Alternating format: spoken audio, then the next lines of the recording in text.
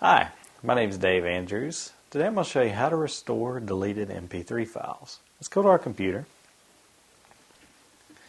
And I have here on my desktop an MP3 file, and I'm actually going to delete it.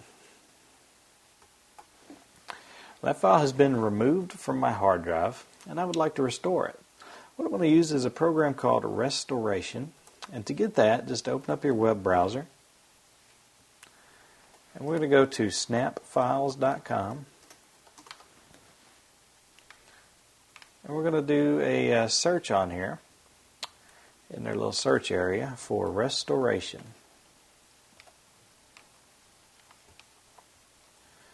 Now basically click on the very first link that comes up. We're going to download and install this program to our computer by clicking on the download button.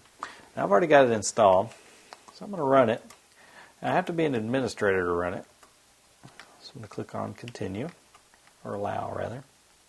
I'm going to tell it to search my C drive for deleted files.